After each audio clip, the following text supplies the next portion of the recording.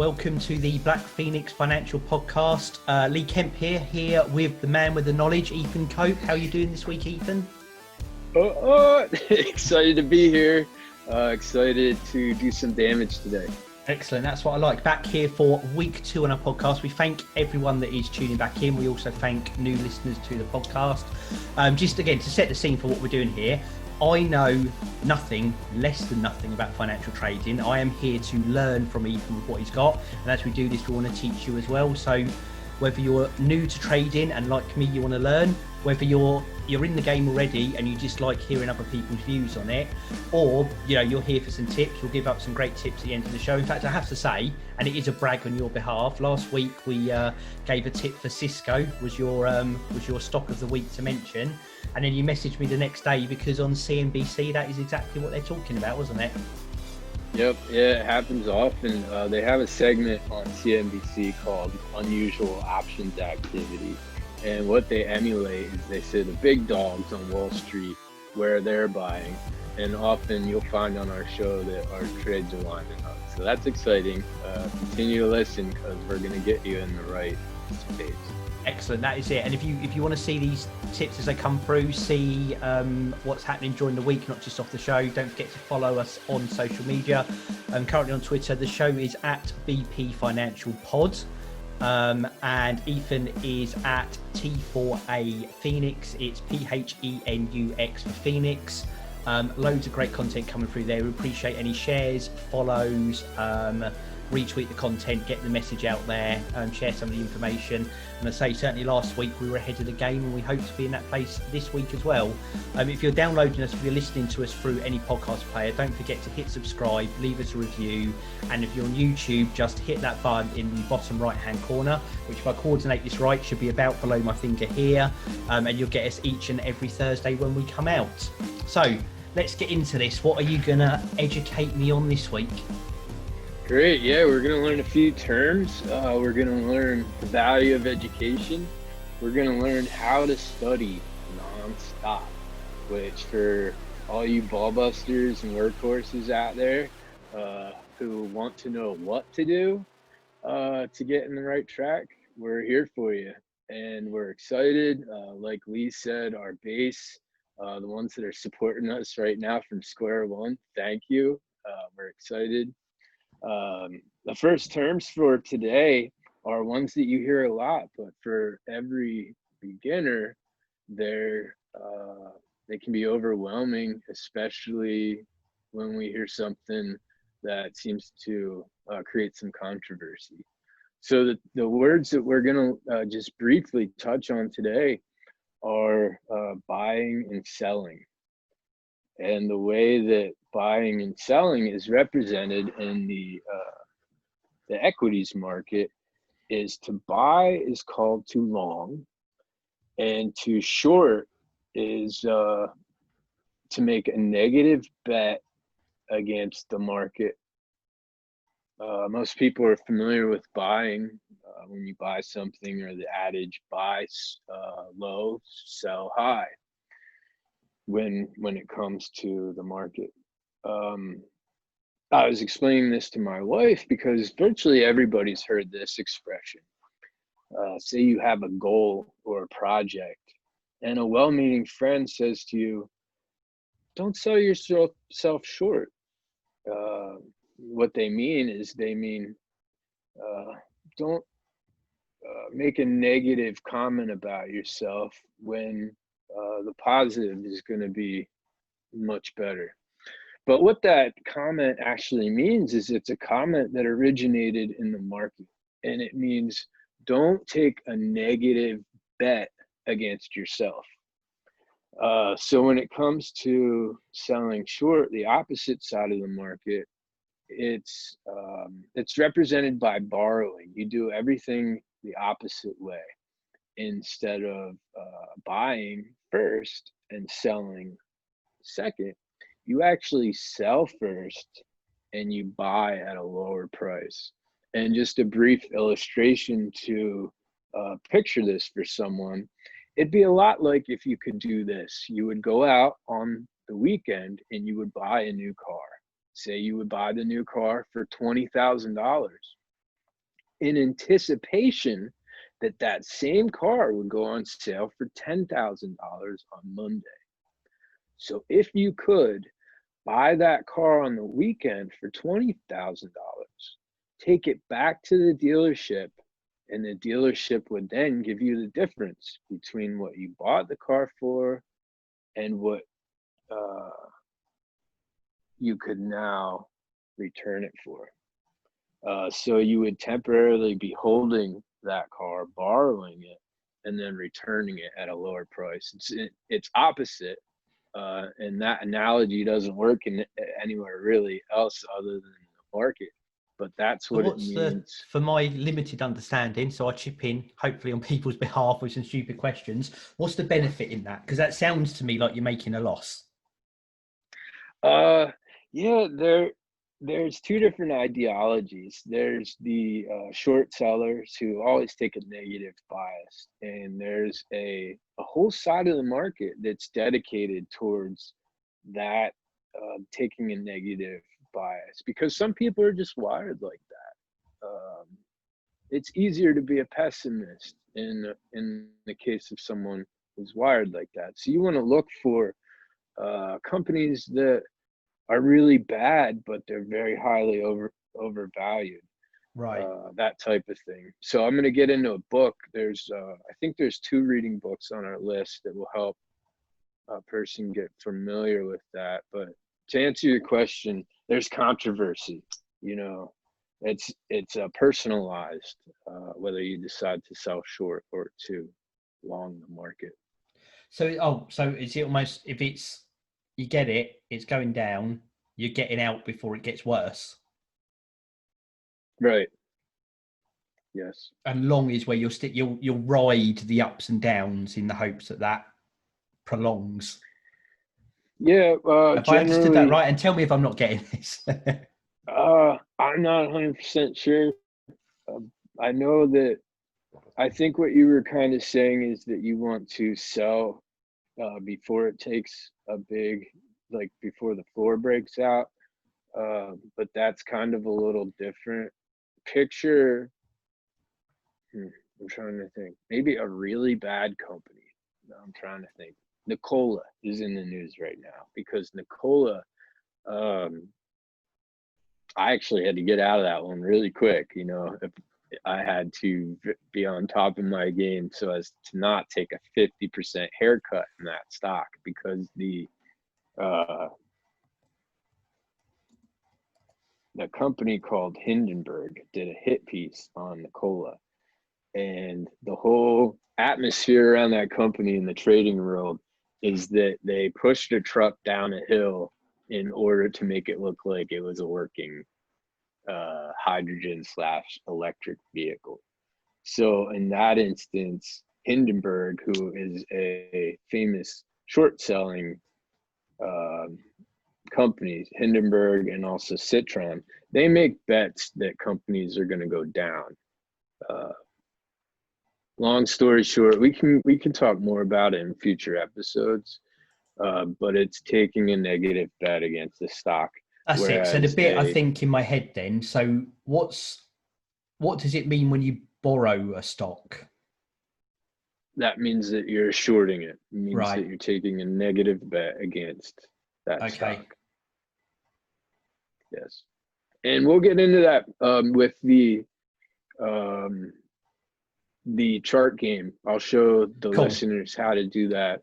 So for now, all that falls into the big basket that we want to try to give to our listeners. We got like a big gift basket that's coming to you, and it's the most valuable analogy. I want it to stick with our listeners because there is a super popular guy on social media right now, and I want to go head to head with him, because of what he's teaching. And we have something new to teach you. And Dave, everybody knows him, Dave Portney, Barstool Bets, Barstool president. And one of the things he gets on And he tells all his listeners with his big green hammer, you know, buy, buy, buy, stocks only go up, up, up, you know. And he says, why would anyone want stocks to go down? I don't want anybody to lose money, you know. But the truth of it is anybody can lose anything, you know. There's a lot of things that can be taken away from a person. But what I want to pound, and what Lee wants to pound, and I know Joe of Inspiration Nation wants to pound, and it's education. Absolutely. You know, the big silver hammer, you know, educate, educate, study, study, study. You know, your education and self-improvement. That's the only thing that always goes up, you know? And eventually these buy guys are going to lose their shirt, you know? And when you lose enough money in the market, you never want to come back. So the most important thing with this endeavor and getting an education is not quitting. Staying solvent longer than the market can stay irrational. Keeping your emotions in check long enough to see some success. And with that in mind, the topic of today's show, second segment, branching out to simulations, is going to be actually showing you guys how to get on that chartgame.com. And the first thing you're actually going to learn is just sitting there, just learning to go through a number of charts. I just want you to press the next button, the next button, the next button. That's the goal for today, is to hit next and to go through 10 days of charts to start, and start visualizing what it feels like to be a buyer, what it feels like to be a seller, and then we're going to learn about price. So I'm super excited to teach everybody that. It starts, like we all know, it just starts with very simple things you learn. I felt like when I first sat down at the screen and I saw charts, I was super excited, you know, I was elated. But I was very overwhelmed, you know. And it's cool, like you said in our first show, that slowly, just bit by bit, you know, just filling in that puzzle. Steps. Yeah, and this is where I feel right now, and I did it just now, and you call me out when I do it, because you gave me the basis of a concept, and I'm like, what's this and this? But I'm probably 10 steps ahead, and we talked before we started recording, and we'll do this here, and I think it's great lessons for everyone else as well. Is I can be impatient. So you training me on the discipline of being patient with this and learning it in stages and build as I go. I'm excited for, and I say I hope people out there listening are excited, whether you're new again or whether you do this already and you just love hearing concepts and how people do stuff. I think this will be really good. So did we want to dive in, and we'll start doing a bit of trading? Yeah, that sounds great. Let's do it. So let's do, as I prepared earlier, we'll get up on the screen here, and then I will talk through and explain for those listening on the audio podcast. Of course, if you're on audio and you want to see, just head over to YouTube, Black Phoenix Financial Podcast. Just give us a search or click the button on Twitter and you'll be able to see us. So we have, when I click the right button, technical genius that I am. Right, so this is I've done nothing other than logged in with my Google account, put in my inventive username, and we are here on Chart Game. All right. So, well, I like to do a day trader simulation. Yeah, so I'll click the day trader simulation button, yeah? Yep. I find the most emotional value to be here. This is where I've spent the most amount of time. All our listeners know that I generally swing trade, but what I'm going to teach you applies to swing trading and day trading. Everything I'm going to teach you, I'm going to walk you through everything on these screens and what they mean. Yeah. So we're excited. I'm going to walk you through right now. We're just going to we're gonna dive right in. So here we go. Perfect. The screen we have in front of us is of an intraday chart. It's of an equity. The chart pattern is called candlesticks. Those are those little red and green squares in the middle of the screen. And on the bottom of the screen, where it says volume, those represent the shares traded in the day and the amount of them traded. So when you see a red bar goes up, that means primarily sellers. And when a green bar goes up, that means that there's more shares traded of buyers. Right. And then all the way on the right, you have the numbers, which most people would be able to identify as price. You see 55.75 all the way at the top, and then all the way at the bottom, it says 55. So those are the price ranges that it's trading in. At the top on that same corner, you have the date, or not the date, the time. That represents that it's the end of the trading day. And as you click next bar, you will see the chart advance by, I believe it's 15 minutes at a time. 5 minutes. Okay. So what you just saw is represents the market opening. Yeah. And what I see in my education is I see buying volume represented by the market opening, and that just happened. And then as you click next bar, you get to see whether there was any kind of follow through with the buyers. There you go. So there for was those a little listening, we've clicked twice there, so 2 new bars have appeared. So at the bottom, which is the easier bit for me to try and explain, you can make sure I've got this right, there's 2 green bars that have appeared, which says for those 2 blocks there was more buyers than there were sellers. Right. And then at the top here on the candle bars, there's a big fat green one here. Does that mean is that representative of volume of buys because it's bigger? Yes, it's actually represented similar to that. Yes, you're right. It is bigger. But what I would say, and I'm wrong, maybe I'm wrong because I'm still learning as well, but it represents a stepping up of buyers willing to buy at a higher price rather than necessarily the volume traded.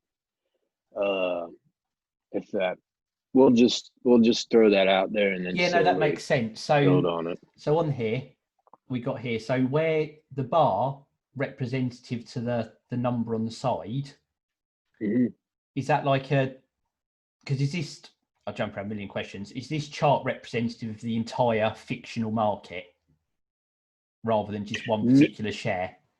No, it's actually representative of a specific company. I don't see the perfect. ticker.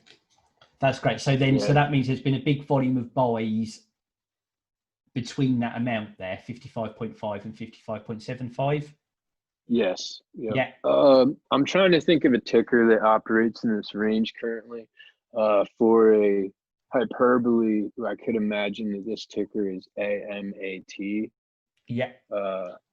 Which is around that price range. So say we see that, like we said, the market opened, buyers appear to be in control of the stock currently. So what we're learning is just observation. So we're just going to hit next bar. Cool. We're going to keep on doing that. So we've now got, again, for those listening, a red candle has now appeared at the top of the chart. Yes. So we can picture all these different things happening. You can continue to hit next if you want, and I'll just give Yeah. a commentary. The market opened. Buyers were excited, at least temporarily, about buying a stock at that price. As time went by, some of the buyers took profits, where others of the buyers decided to hold that ticker for an even higher price. And we could, just for illustration purposes, we could decide to buy at this point, because we're not going to, but we could decide to buy, because in this case, the ticker established it has a little bit of strength. It established that buyers are believing that this ticker will continue to rise in price. So there's a bit of a demand. So as we're just observing charts and getting a feel for supply and demand, we're just going to continue to play through this day. Yeah, I'll keep ticking through. So we've got a smattering of red bars, but a lot of green ones, and it's going up. So the higher it's up, does that mean that the price of the stock is rising? Yes, exactly. Yeah, that's it. And again, for those listening, if you're listening to candles, green candles on the way up, lots of people buying. Red candles, although they're on the way down. So is this, and I might be wrong, but is this indicated that people are now dumping this, but because the demand's decreasing, the price is decreasing at the same time? Yes, exactly. So at this point here, whenever this was 10:15, was that our optimum point to sell at that point, and now it's get out as quick as we can before it drops too much? Yes, exactly. And when you look at this, and especially over longer days and stuff, do you get a good feel for being able to predict where these things are gonna go across the course of the day? Yes, exactly. And I'm going to, nobody has a crystal ball. No one in the market has a crystal ball. Trading is considered a zero-sum game, because it's very equalizing. You know, everybody is on the same what do you call it? They're the same level, because buyers and sellers are lining up, and it's like you're either giving a share or you're taking a share, and that happens all day, every day. So in order to have an edge on the opponent, your edge has to come from your ability to work and experience. And so that's basically where it comes from. It's very, very simple. It just comes from experience and work, you know. And that's where confidence comes from too. So I'll run through a bit more. Again, for those listening, click is every time I'm ticking this ticker forward 5 minutes. What we'll do when we're done as well is I will take a screenshot of this, and I will stick it up on the social media so those listening can hear what we're talking about. So we've been ticking on, it's initial part of the day, the price each 5 minute point was going up and up and up and up and up. We had a big load of sellers as it went down. It's kind of sat fairly static for a little bit, and it seems to be, again, there's a lot of greens and they're getting bigger, although the bars are a lot smaller. And is that because everyone's buying at the same price, or there's less sales? I've got a nod on price, so I think I'm getting in the right direction here. Okay, so the way I identify candles is I call the small green candles or the small red candles indecision. Right. You know, and then the bigger green candles or the bigger red candles, when we're going to learn about points of inflection, or like consideration areas in there, and what the chart is doing right now. And you can learn this is, I call it planting a flag. Here, let's just stop for a second. Yeah, no problem. If you go back to the 3/8 mark on the chart, you see at that top where it's like it considered moving past 56.10, and now you say a few hours later, it's considering that movement again. Yeah. So for my education and my personal strategy, I call it planting a flag there. And what it means is that the stock is considering that movement to a higher price, but hasn't yet decided. And there's two ways to read that. Is it could be a chart pattern that indicates a reversal called a double top, or it could depending on market environment, it could indicate a maybe or a consideration to a higher move. For me, it looks a little just I give like I try to hypothesize and I say it looks a little weak around that area. So I don't think it's going to push through yet.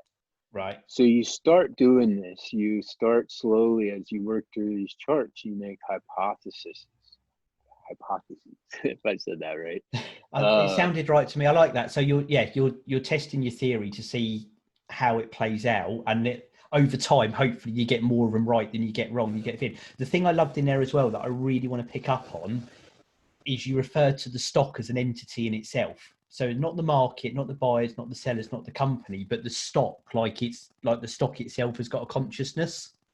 Yes.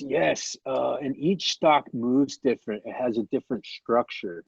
So fear can beget fear, and exuberance can beget exuberance in a different manner depending on the structure of the stock. So Yeah. that's something. Every time the market opens and you're looking at a different company, you have to recognize, like, this one's going to be a teenage girl, you know, this one's going to be a Navy SEAL, you know, this one's going to be a big baby. And identifying what personality from the start. And that's the word. That's what I was going to say. If you didn't, it's you're giving them personalities, and I expect what the Yes. company is, how people foresee that company, how the company's run, the stuff in all of that influences the personality of the stock. Yes, exactly. It doesn't have a story, you know, it Yeah. doesn't have some type of disruptive product. And one of the things I noticed is demand in itself, demand at any point through the year, especially high volume demand, and you can pick that up just in the amount of shares it's traded each day. For a beginner, is always, it's always going to be where to concentrate your, where to place your arrows, or Yeah. where to buy, where to highlight. You know, right now we're just watching simulations, so it doesn't really matter so much what the company is. I'm just going to teach charts, but as you learn charts, as you learn books, as you learn market environment, like you said, each of these come into a picture where slowly you become that deer hunter sitting in the tree stand. And after a few years of this and these lessons that me and Lee are going to teach you, you're going to be able to say, hey, that's a 10-point buck and it's walking right up to me. And with one bullet, you know, you're going to be able to double your account. So that's what we want to, I'm going to teach you how to do. I'm going to teach you the education. And then eventually you're going to be able to put a few dollars on it. I love this. So you get moments in your life where your mind gets open to a concept you had no idea existed before, and it's like you've gone through a door and there's a whole new world of possibilities. And this personality bit has just like blown my mind open right now. This is, as much as last week practice was my takeaway, which again I wasn't even in my mind. I was just going to get in and throw money.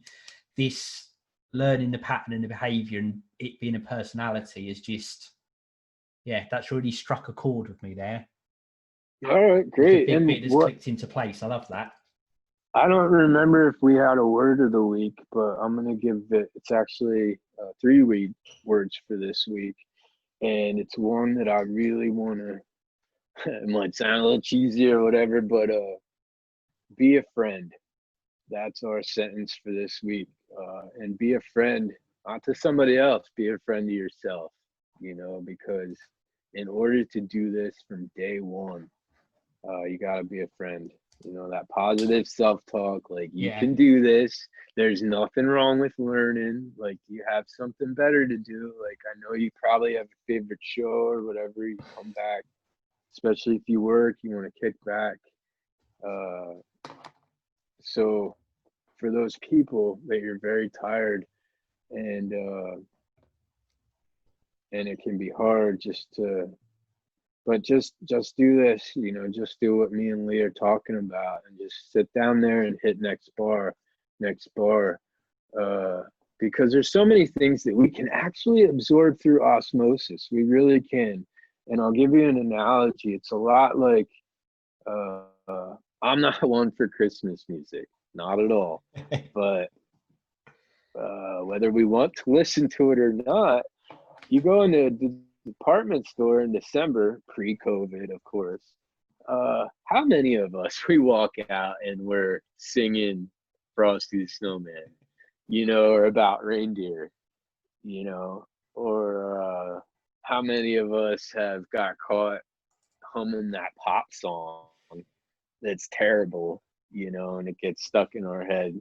So just sitting down, I mean, I try to make things fun, you know, put on some music or something else entertaining, sit down at that chart, and before you know it, you just work through a whole day of the market, you know.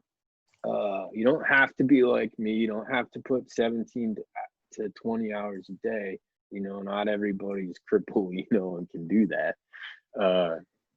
But make this fit you, you know, make this fit your style, your life, and be a good friend. Be a good friend to yourself. Tell yourself, like, this is possible. You don't have to be a genius. Just put one foot in front of the other and start today, you know? I love that. And I'm going to live this. I'm going to be an example that this works. And like you said, different environments of life and stuff. But I'm got a full-time job, quite a hectic office job. I manage a lot of people, so it demands a lot of my time when I'm doing it. There's obviously, we do this. I do another podcast with other people as well, and you have friends and family and everything else that goes on. But I'm gonna over, certainly between now and next week, I'm gonna do as much just watching as I can. And people that are listening just now, you'd have heard a few more clicks.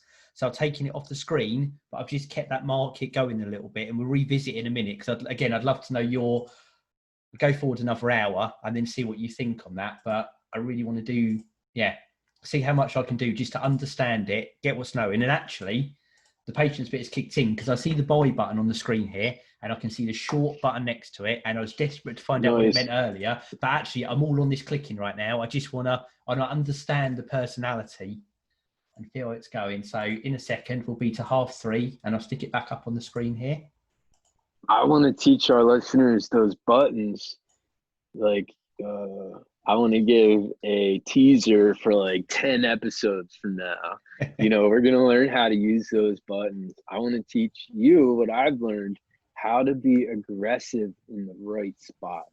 I love that. And the reason why that's important is because just like the book I wrote about Lyme disease, in the beginning, I said that I'm writing this book from dirt to dirt. You know, I want to teach the person what I learned, you know, from square one. You know, you don't need any money to learn this. You don't need any special situation. But the coolest thing about what I'm about to teach you is it's some of the most valuable skills in the market. This is a hedge fund or proprietary fund trading education that you're going to get from me and Lee. So stick with us. I'm going to blow your mind. So here we go. We're moving on. Can I give you obviously I've got 10 minutes of learning here, so I still know nothing. So I'm going to suggest something, and then you can tell me why it's horribly wrong, but then I'll learn on the way by doing it. So this particular stock today, the bit you've said, it opens, there's a lot of anticipation, a lot of interest. It climbs, everyone starts chucking it, price goes down. It's then bobbled along, and we got to the point back here 2/3 of the way along the chart. So it's going back up again, lots of green. And you said it's kind of, that's where it was, I'm going to say, flirting with the idea of pushing through that 56 mark. Yes. And then since then, there's been lots of little short ones all at the same level. So is this a big bit of uncertainty where people are kind of staying in the game, waiting for that breakthrough, but it's not happening because there's just a lot of, it's kind of very static almost all the way along there? Yes, and I'm going to try to get into that aspect of personality as well, where something can be absorbable. What you like to try to do is you like to picture what the buyers are thinking and what the sellers are thinking. Yeah. So with my strategy of planting a flag, what you said, flirting, that's a super good word. And what I do around that middle, the 5/8 point where we highlighted that bigger green candle, around the 56 price point, in my personal research, I put a big purple square there if I could draw on the chart, and I would call that a flag. You know, and I'd write maybe there and start developing like a bullish thesis at the open. So what it did is now that maybe turned into a confirmation, which means it doesn't mean that it's going to go to 60, doesn't mean it's going to go to 70, but it means at least temporarily the buyers are anticipating a higher price. Oh, game over. There we go. All right, so let's stay on that screen. That's what's so cool about this tool. You know, you get a little bit of feedback each time. You just work through a trading day. You'll get to see, hey, that was a real company with a real chart. It tells you. So that's it there. So going down here, symbol MDT. So that's the actual ticker for that. Is ticker the right terminology? Yes. Yep. Look Exactly. At that. Getting there bit by bit. Date range. So that was how it performed. 17th of March to 25th of March 2014. This again, difference between you and me. Here in the UK, we do day, month, year. So whenever I look at it and it's in American where it's month, day, year, it's like I have to translate it in my head before I read it out. Oh wow, I'm learning too. I didn't know. There you go. Cultural differences. Well, you wait, once as this goes on, and obviously this is the second one for us, as we get more comfortable and we drop in more slang, we'll have to start translating. So as a sidebar, not only will people learn trades, you'll learn the differences between UK and the United States. And there you go. There's a little one for you. Nice. Which you probably don't see, because over here, loads of forms are in American format because of American companies. But I doubt there's so much that transfers back the other way in the same way. So obviously profit none, pounds or percentage, because I did nothing. My cash is still my cash. And it gives me that little tagline of most safely shall you tread the middle path. And that feels like what I did that day. But it's good. I like that. That's what good little summary. That's what we're gonna learn, you know, and we're gonna learn how to lose the least and then how to take on all your risk based on probability. So I feel like that's a great place to just take a pause because absolutely I agree. Break. And then we'll move on from there. We'll come back and we got like a super exciting way to give our listeners something to feed on. So excellent. When I come back, we got an exciting surprise. And seamlessly, we are back again. There was a short break there for us, obviously not for you listening out there. I did a quick social media catch up, which is always important. You've got some downtime. Ethan took care of business, so to speak. So you talked about surprise. What have we got coming up? Well, I have a preferred reading list for our listeners. Super valuable education. And you can get get that hammer again. Yep. There we go. Educate. Stocks do not always go up, but your education will. Absolutely. So you gave me a sneak peek. You sent me this the other day. So I'll read off the titles here that we've got on the preferred reading list, obviously for myself as well, starting with One Good Trade. All right, that is my favorite. I actually just did this a few weeks ago. And the cool thing is if you don't already have an Audible account, Audible gives away a free book every time you sign up. But One Good Trade, it was written by Mike Bellafiore, who is I believe he's vice president at S&B Capital, which is a proprietary trading firm. And they have a whole arm of their firm that's dedicated to educating traders because um, their elite traders come from everywhere. And technically, anyone listening to this show could have that avenue open to them.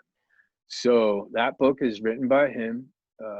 It's a lot about the psychological process and the professional sports like environment that goes on in the financial world, and how there is a specific recipe to get there. So that's the first book, is One Good Trade. Highly recommend. Listen to it off Audible if you can, and you can get it for free. Excellent. We got next, how to make money selling stocks short. Obviously, Excellent. you sparked Yep. my interest today on that particular subject. Yeah, so that's really neat. It goes through all the framework of short selling, which is a very specific skill in of itself. It gets into the bones, the framework of what Hindenburg research and what Citron research do primarily, and that's making bets against companies. So Excellent. highly recommend. Another one you can find I got for free. Don't recommend anyone doing anything illegal, but it is possible to find these for free. The New Trading for a Living is number 3 we got here on the list. Excellent. Yeah, that's actually my second favorite out of that whole list.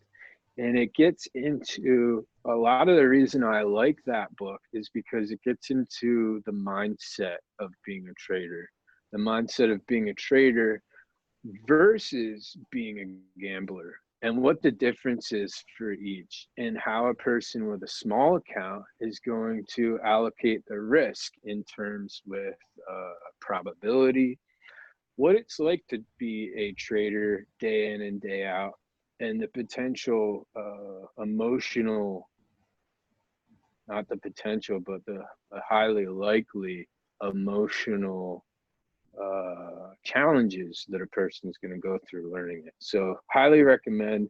That's the second one I want our listeners to dive into when they have time. Excellent. Are we going to give out, because you've got a good reading list here, we're going to give these out all this week to everyone out there listening, or are we going to drip these out week by week for the education? You know what? I think you're right. I think let's just, I don't want to overwhelm, and it's going to go over. We've done a lot. So let's concentrate on those two and see if we can get some feedback. We'd love to hear your feedback. If you do dive into any of these things we've covered this week, please let us know. Let us know what you think. And if you do like what you're hearing, like definitely, as we said in the beginning, hit subscribe, because it'll keep us excited about teaching you. And that was, again, 2 main ones: One Good Trade and the New Trading for a Living, and also a bit more advanced, probably one I would steer clear of yet, but how to make money selling stocks short. Yes. So there's 3 recommendations for this week. I honestly, in a very good way, I feel like my brain has expanded this week. I'm going to be, again, I'm not really going to know what I'm doing, but I'm going to keep looking at some charts. I'm going to see what they're like. I might take a few screenshots, and then I might tell you what I think I'm seeing, and then next week, and you can tell me what I'm really seeing, and we'll do a bit of building that education and a bit more terminology and concepts as well, and keep building that puzzle for me and everyone out there. And say, if this is something you're already versed in, hopefully you're getting some good views and good insights on somebody just like you who's in the game and has their own theories and hypotheses. Definitely not easy to say, on how this all works. Right. Yep. And remember that our sentence for the week is to be a friend. You know, don't expect to your day one isn't in comparison with somebody else's, 20 years later. Like, be a friend to yourself. Say, hey, I can learn this, be a phoenix. I love that. And actually you reminded me, and I'll just throw in, for some of the encouragement for people. There's an interview we did on my other podcast with a guy called Mark Drager, who is out there in kind of the public speaking inspirational space. And he said the biggest problem people do is people judge their work in progress against other people's finished project, which is what you said there as well. Is this is, if this is day 1, it's not day 100. If this is day 100, yes. It's not day 200. If you've been in 5 years, you've not been in 10 years. Don't look at what people have completed. Look at where you are. And if you're learning, it's great. If you think you're failing, you're still learning. That's how you learn. You learn through making mistakes and getting in and trying and finding out. And again, I'm excited to get in and do it. But actually, you have slowed me down a bit. That I'm not excited to chuck some money in. I'm excited to look at some charts and start to understand them. Yeah, perfect. Well, you're making progress with me. I'll tell something to remember, and it goes right along with that adage of be a friend for today's episode. And it's something that my dad has told me a lot in the past year. And he said, the Wright brothers, the Wright brothers, and we can use this because they were right. They offended a lot of people in the beginning, so when we see a Boeing or a Cessna go overhead, that's the same start you're getting today. So absolutely. Everybody's got a date of birth. So this has been eye-opening for me, not just fascinating, eye-opening. We hope everyone listening has gained something from this. I was going to sign us off. We haven't done the most important part of the week. We haven't talked about your tip for the week on a stock. Oh, okay, great. Yeah. So Cisco is actually still in that buy range. I still consider that a buy. I also, my number one is ADT, and I like Rate Aid here. They're considered high risk. If I'm wrong about my entry, I replace, but my strategy is still the same. I believe that the extreme fear is in play right now, and that they are all oversold with a lot of upside potential. So those are my tips. Excellent. That is good. Again, I'm sure they are excellent tips, just like it was last week. Right. Genuinely, we thank everyone out there for listening. We appreciate the support. We appreciate the feedback. Catch us on all major and, in fact, minor podcast platforms. Just hit subscribe, hit that 5-star button, leave us a review. We are, of course, on YouTube at Black Phoenix Financial Podcast. If you haven't already, just hit that subscribe button right here. You will get us each and every Thursday as we release these episodes. Follow us on social media at T4A Phoenix, PHENUX, and the show is at BP Financial Pod. Anything you can do to help promote this, we'd appreciate. If you're learning for this, other people can learn from it as well. We thank you all for listening. He has been Ethan Cope, I've been Lee Kemp, we've been Black Phoenix Financial Podcast, and we will be back again next week.